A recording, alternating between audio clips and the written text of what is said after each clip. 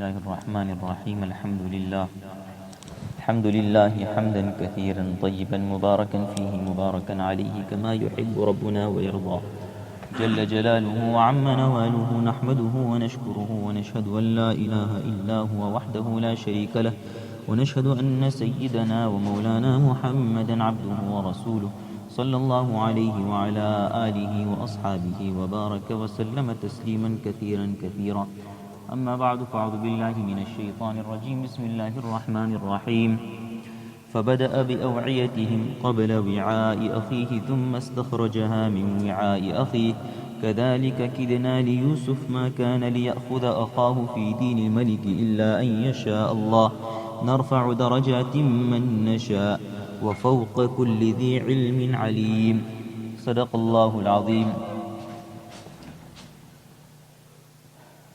So we are continuing with the exegesis of this great surah of the Quran, where we discussed even last week how just like it was a great test for Sayyiduna Yusuf alayhi salatu wassalam, and the great lessons of patience that we take from Yusuf alayhi salatu wassalam, we also take great lessons of patience from Sayyiduna Yaqub alayhi salatu wassalam as well.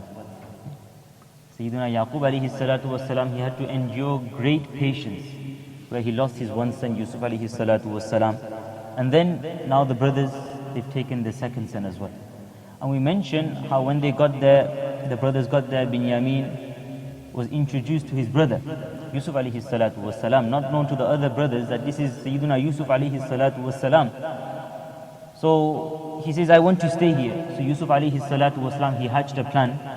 And he said, what he did was he put the goblet, the royal drinking cup, which had great value, monetary and sentimental, into the saddlebag of Binyamin.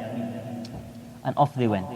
And as they got into the distance, a group deployed by the king, they ran after this group of brothers, and they said, Ayyatuha al-'ir innakum lasariqun. O travelers, O people of the caravan, you people are surely thieves.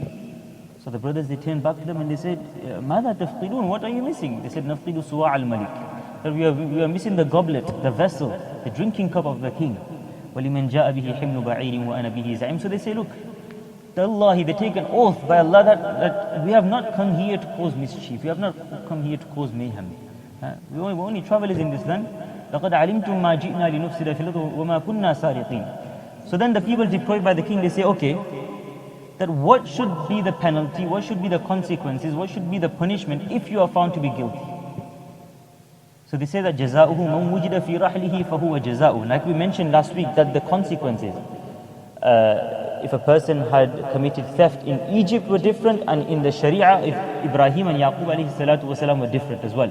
If a person stole in Egypt, then there would be corporal punishment, and then they would have to give double the amount of the stolen item. And in the Sharia of Ibrahim and Yaqub alayhi salatu wasalam, if a person has committed theft, then they would be enslaved. That person would be enslaved for maybe a year or two. So they say that مَنْ وُجِدَ فِي رَحْلِهِ فَهُوَ جَزَاؤُهُ كَذَلِكَ نَجْزِي الظَّالِمِينَ. That the person in whose saddlebag or in whose bag this item is found, then he is the punishment, meaning he is given and he is enslaved. كَذَلِكَ نَجْزِي الظَّالِمِينَ. In this manner do we give retribution to the wrongdoers. So now the search starts, and we started on this ayat where Allah Ta'ala says فَبَدَأَ بِأَوْعِيَتِهِمْ. Now if you realize here, Allah Ta'ala says فَبَدَأَ, he started searching their bags. So until now the ayat before this were all in the plural content, i.e. that the king, the group deployed by the king. But now you can imagine that the scene has now come back to the royal palace, into the company of Sayyiduna Yusuf alayhi salatu wasalam, and he himself is now searching the bags. So Allah Ta'ala says, فَبَدَأَ بِأَوْعِيَتِهِمْ قَبْلَ وِعَاءِ أَخِيهِ ثُمَّ اسْتَخْرَجَهَا مِنْ وِعَاءِ أَخِيهِ. Now he needs to play out the plot. He needs to play out the plot. He made the plot, now he needs to play out the plot. Now there's 11 possibilities. If he goes straight to Binyamin's bag, then he's going to give away the secret. So he literally has to go out and play out the plot.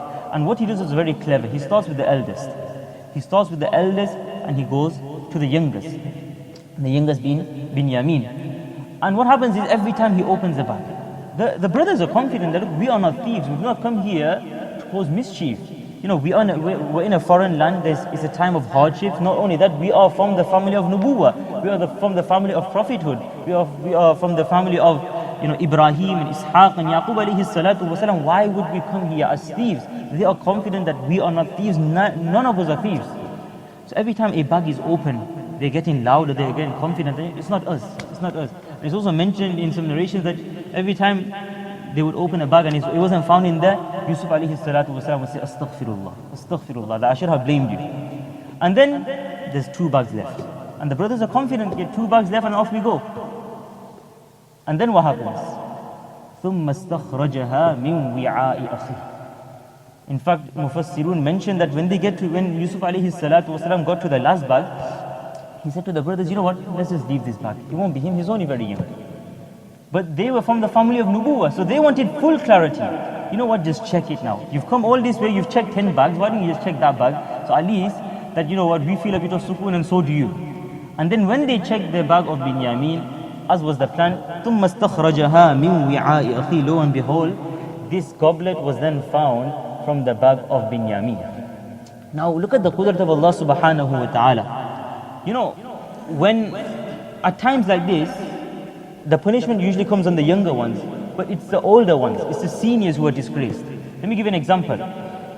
If someone's child has committed theft, or a person's child has got into the wrong crowd, has been involved in some kind of stabbing or whatnot, the blame, and who's going to be disgraced at that time? The parents. The people are going to say, you know, Bapa wa checking, his mother's like this, so the parents are like that, so the child's going to be like that. So now, in this case as well, look at the qudrat of Allah subhanahu wa ta'ala, that here they are standing as thieves, and they are the very ones who abducted and took away Sayyiduna Yusuf alayhi salatu wasalam from their father, and today they are standing as thieves in front of that very Sayyiduna Yusuf alayhi salatu wasalam. Now Mufassirun mention, and ulama mention, that as soon as this goblet was taken out of the bag of Binyamin, they started to attack Binyamin.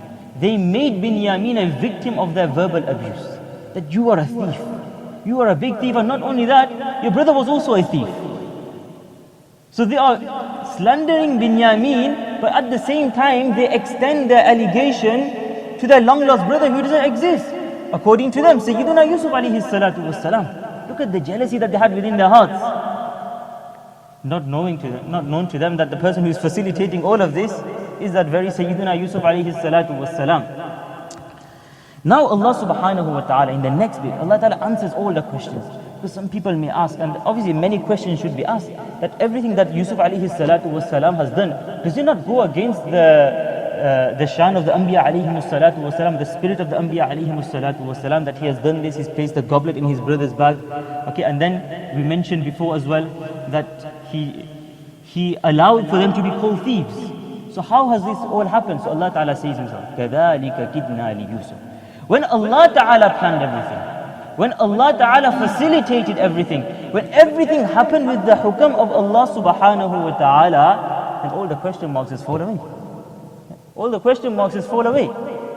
It is all with the planning of Allah Subhanahu wa Ta'ala. Who are we to question the planning of Allah Subhanahu wa Ta'ala? Everything has happened with the hukam of Allah Subhanahu wa Ta'ala. Then all aspects of impermissibility just go away. Simple example to understand this is that if a child is wandering around in school, in the corridors, then a person, meaning the teacher, he should be in classes, so the teacher will say that you need to go to the head teacher. But if a person has been called by the head teacher himself, and he's with the head teacher for maybe an hour or so, and then he comes late to lesson, and the teacher asks that, where were you? I was with the head teacher. Okay, no questions asked. Because he was with the highest authority. Likewise, a person is with his boss. He comes late to work, maybe a few minutes late to work. The people ask that, how come you're late? He says, I was with the boss. Okay, no questions asked. Okay, so Allah Ta'ala is facilitating all of this. So all the aspects of impermissibility, they just go away. Now, Allah Ta'ala says, مَا كَانَ لِيَأْخُذَ. So Allah Ta'ala says, كَذَلِكَ كِدْنَا لِيُوسُفَ. In this manner did we plan for Sayyiduna Yusuf alayhi salatu wasalam. In 3 words, Allah Ta'ala explains, and all of these questions which can be asked, Allah Ta'ala answers them all with 3 words. كَذَلِكَ كِدْنَا لِيُوسُفَ. In this manner did we plan for Yusuf alayhi salatu wasalam. Then Allah Ta'ala says, مَا كَانَ لِيَأْخُذَ أَخَاهُ في دين الملك إلا أن يشاء الله. It wasn't possible for Yusuf alayhi salatu wassalam to keep his brother back, to detain his brother according to the law of the land, according to the law of the land of Egypt, because obviously that was corporal punishment. So what he did was, he asked them, or his people, they asked them that, okay, what should be the punishment? Because he knew that they will mention the punishment mentioned in the Sharia of Ibrahim and Yaqub alayhi salatu wassalam. Illa an yasha Allah. Except if Allah wishes. Except if Allah desires. And what we learn from here is that whatever Allah wills will take place. And this is the reality. We can plan, we can do, and we can will, and we can desire. But in the end, only what Allah wills will take place. This is why they say in Arabic, أَنَا أُرِيدُ وَأَنْتَ تُرِيدُ وَاللَّهُ يَفْعَلُ مَا يُرِيدُ. That I desire, I will, I wish, and so do you. But Allah does as He wishes. إِلَّا أَن يَشَاءَ اللَّهُ. Then Allah Ta'ala says, نَرْفَعُ دَرَجَاتٍ مَنْ نَشَاءُ. We exalt and we raise in rank whomsoever we wish. Look where Yusuf alayhi salatu wassalam was. Look where Yusuf alayhi salatu wassalam is now. Look where the brothers were yesterday. Look where the brothers are now today with their begging bowls in front of Sayyidina Yusuf alayhi salatu wassalam. And this exalting, narfa'u darajat, Allah Ta'ala raising people in rank is because of ilm, because of knowledge. And from this ayat we also learn that ilm and knowledge is one of the most precious things and one of the most beloved things in the sight of Allah subhanahu wa ta'ala. Hence we should go out of our way to acquire knowledge and acquire ilm. نَرْفَعُ دَرَجَاتٍ مَنْ نَشَاءُ. Then Allah says, وَفَوْقَ كُلِّ ذِي عِلْمٍ عَلِيمٍ. That above every knowledgeable person, there is a person who is more knowledgeable. Above myself, I have my teachers, and above them they have their teachers, and their teachers, and their teachers, until Rasulullah sallallahu alayhi wa sallam. You see why? A person should never think he is the most knowledgeable. A person should never think that I've got the most knowledge, I've got the most ilm. No alim should ever think that I've got the most knowledge, that there's no one more knowledgeable than me, because there will always be someone more knowledgeable than you. And say hypothetically the whole world comes together and says that this person, this alim is the biggest alim in the world, he's got the most knowledge, and even that's not possible. Because if a person has excelled in dini ulum, in Islamic sciences, then a person will be deficient in dunyawi sciences. Okay? But if a person has excelled in both, then above him is one Zat, and that is Allah subhanahu wa ta'ala. وَفَوْقَ كُلِّ ذِي عِلْمٍ عَلِيمٍ. Now, Allah Ta'ala says, قَالُوا إِن يَسْرِقْ فَقَدْ سَرَقَ أَخٌ لَهُ مِنْ قَبْلِ. I mentioned before that they started to attack. So the brothers, as soon as the goblet was found from the baggage of Binyamin, they started to attack Binyamin.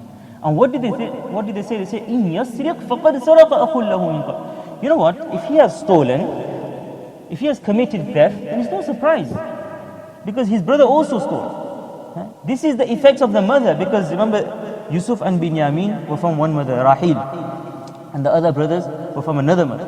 So here they're saying that, you know what, if he has stolen, then it's no surprise at all. This is the effects of the mother coming into the children. Okay? Because we are from one father, but different mothers. So now they are boasting about their piety and their innocence in front of Yusuf alayhi salatu wasalam. Just imagine the sabr, imagine the tahammul and the forbearance of Yusuf alayhi salatu. He's listening to all of this. He's not allowed to say anything yet. The hukam hasn't come from Allah Ta'ala that you can reveal to them your identity, that you are Yusuf. Now, what are they referring to here when they say that his brother also stole? What are they referring to? Which incident are they referring to that Yusuf alayhi salatu wasalam stole?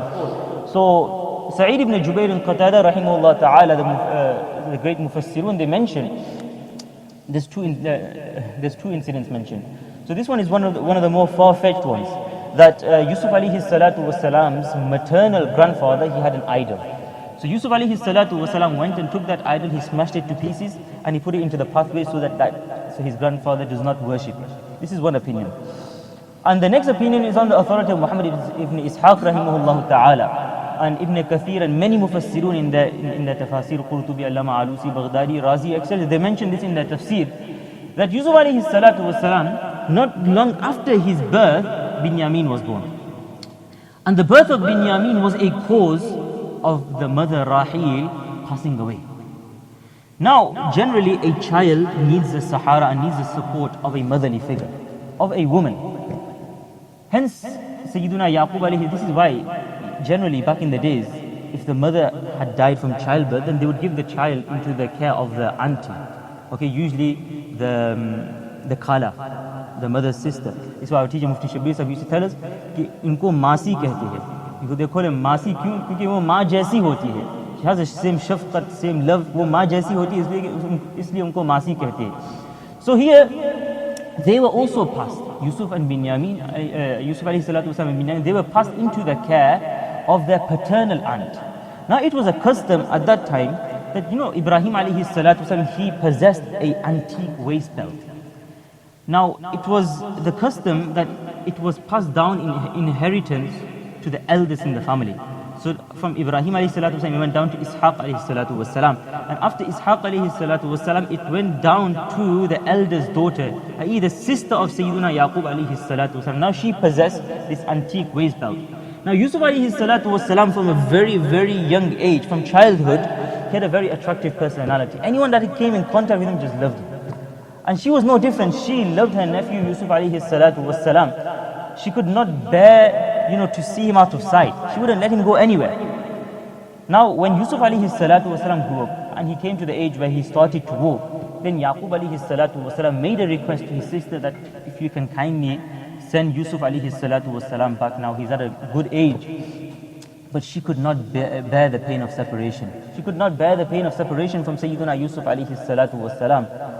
And Yaqub alayhi salatu wasalam was also insisting, because he was also attached to Yusuf alayhi salatu wasalam. At the end of the day, it was his dear child. So when Yaqub alayhi salatu wasalam kept on insisting, so what she did was she came up with a plan. She got this antique waist belt and she tied it around the waist of Sayyidina Yusuf alayhi salatu wasalam, and then she covered it. And then she sent Yusuf alayhi salatu wasalam back to his father. After he had left, she made an announcement that, someone's taken my antique waist belt, the antique waist belt from Ibrahim alayhi salatu wasalam. So we need to find it. And they searched and they searched and they searched until finally it was found with who? Sayyidina Yusuf alayhi salatu wasalam. And as was in the Sharia of Ibrahim and Yaqub alayhi salatu wasalam, if a person had taken something, they would be passed back to that person. So Yaqub alayhi salatu wasalam, again, he gave Yusuf alayhi salatu wasalam back into the care of his sister, i.e. the paternal aunt of Yusuf alayhi salatu wasalam, and he stayed with her until her demise. Now Yusuf alayhi salatu, he had nothing to do with this. He had nothing to do with the actions of his auntie. And even later it came to light, what had actually occurred. And the brothers even knew about this. But they took this opportunity. To slander Sayyiduna Yusuf alayhi salatu wasalam. Now just begin to imagine the forbearance. Because Yusuf alayhi salatu wasalam knows that my brothers know the truth as well. But he is not allowed to say anything. This was the forbearance of Sayyiduna Yusuf alayhi salatu wasalam. He's being kind to them, he's given them so much, but yet they are still saying these kind of things. Now, this is the tahammul, the forbearance of the Anbiya alayhimus salatu wasalam is on another level. It's on another level. And can any of us display that kind of character? Many of us will probably just explode. But look at the Anbiya alayhimus salatu wasalam. Rasulullah sallallahu alayhi wasallam, it was the time of the peace treaty of Hudaybiyah, when they were coming to perform Umrah from Madinatul Munawwara, and they halted at a place called Hudaybiyah. And then the envoy comes from Makkah Mukarramah, says you can't go any further. So Rasulullah sallallahu alayhi wasallam says that I will surrender to whatever conditions you place on us, as long as it does not encroach and violate the laws of Allah subhanahu wa ta'ala. And they came down with very, very harsh conditions, very stringent conditions upon the Muslims and Rasulullah sallallahu alayhi wasallam. And then Rasulullah wrote the agreement. هَذَا مَا قَضَى عَلَيْهِ. This is an agreement between Muhammad Rasulullah sallallahu alayhi wasallam and the people of Makkah. And the people of Makkah no, delete Rasulullah. This is the first point of contention. We don't believe you to be a prophet. If we believe you to be a prophet, then we would let you go to Makkah Mukarramah. But we don't believe you to be a prophet, so take out Rasulullah. So Rasulullah says to the Sahaba that remove Rasulullah. Imagine how hard it was for the Sahaba to remove Rasulullah. And they're like, Ya Rasulullah, we can't remove it. He says, no, remove it. Because even if you remove it, I still remain in Nabi. Do not worry. And then they removed Rasulullah. But just look at the forbearance of Rasulullah. At that time he could have said, what the consequences were. If you say this, but Rasulullah sallallahu alayhi wasallam's tolerance, Rasulullah sallallahu alayhi wasallam's forbearance. And one of the greatest ingredients needed today in our marriages is this forbearance. If there was forbearance and this tolerance within our marriages, maybe 60-70% of our marriages would be saved as well. May Allah Ta'ala give us a tawfiq. So they say, إِن يَسْرِقْ فَقَدْ سَرَقَ أَخٌ لَهُ مِنْ قَبْلِ. If he has stolen, then surely his brother had also committed theft prior to him. فأسرها يوسف في نفسه ولم يبدها لهم. Yusuf alayhi salatu wassalam, he suppressed his outrage and he kept it within himself. ولم يبدها لهم, he didn't reveal it. Ulama say, what did he not reveal? He did not reveal his identity. He wasn't allowed to reveal his identity yet. Number two, he didn't reveal his anger to them.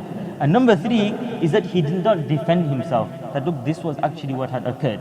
What he says after that, قَالَ أَنْتُمْ شَرٌّ مَكَانًا. Hang on, you guys, you people, you're in a very, very evil place. Because you are the same individuals who abducted Sayyidina Yusuf alayhi salatu wasalam from his father. Allah knows best what to claim. Wallahu a'lamu bima tasifun. Now ulama say that this first part, قَالَ أَنْتُمْ شَرٌّ مَكَانًا, you people are in a very evil position, he said to himself. And then the next bit, Wallahu a'lamu bima tasifun, that Allah Ta'ala knows best what to claim, he said it verbally to them. And some ulama say no, that when they said, in yasriq faqad saraqa akhul lahu min qabl, if he has stolen, if he has committed theft, then surely his brother also committed theft. So Yusuf alayhi salatu wasalam, he immediately says to him, that hang on, just a few minutes ago you were saying that we are from the family of Nubuwah, we would never commit theft. And now you're saying, when his brother has been convicted of theft, you know what, his other brother was also a thief. You know what, it seems like you people are a family of thieves. قَالَ أَنْتُمْ شَرٌّ مَكَانًا, you people are in a very, very evil position. وَاللَّهُ أَعْلَمُ بِمَا تَصِفُونَ, Allah knows best what you claim. Now the brothers are dejected, they are demoralized. Now they need to come up with a plan to release Binyamin from the king Sayyiduna Yusuf alayhi salatu wassalam. Let's wait and see what transpires beyond this. May Allah Ta'ala give us a tawfiq, inshaAllah.